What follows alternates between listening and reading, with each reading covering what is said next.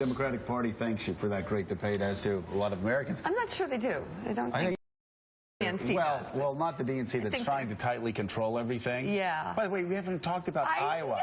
How the Des Moines Register editorial page is talking about what a lot of journalists quietly told me as we were leaving Iowa.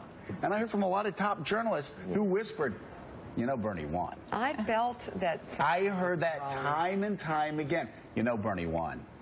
And then the Democratic Party comes rushing out, almost right after of Iowa, right after the last ballot is counted. It's over. Hillary won. Nothing to see here. And the Des Moines Register, not a conservative paper, is calling BS on them, BS on the Democratic Party. Says something smells in Des Moines. It's pretty remarkable. I saw a tweet, I think it was Alex Burns with the New York Times, who said, Iowa, you had one job.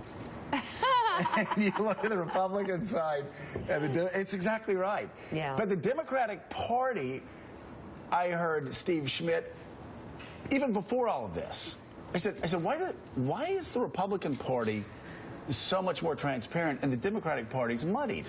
And a journalist who probably has voted Democrat his entire life said, well, it's intended to be that way. So if it's close, they can control it more. And Bernie Sanders, people saying they were asking to see the ballots, see the paper list.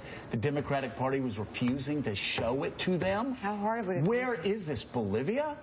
In like the 1930s? No, it's Iowa. You know, look, most Americans don't understand the rules, particularly on the Democratic side in Iowa, but look, it's shady as hell.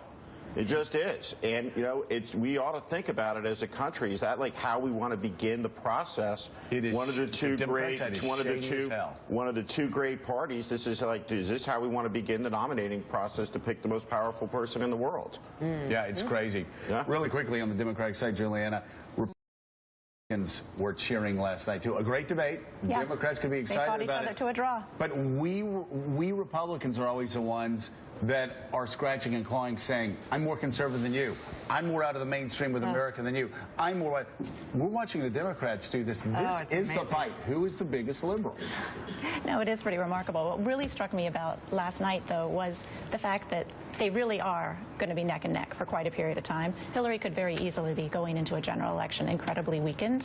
And now that Republicans are on their way to dispensing with this big fight over conservatism versus Trumpism, the potential that conservatism would win, I feel as though we're really now just 4 days into what would be a normal presidential cycle. Everybody's getting an opportunity to talk about these various candidates. This last segment that you just had, I think that was the first time in a very long time that I've watched a Morning Joe segment go through with almost no mention of Trump. That is so extraordinary in its own right. Well, that's because we know Donald Trump's going to win New Hampshire along with Jeb Bush. I've said it.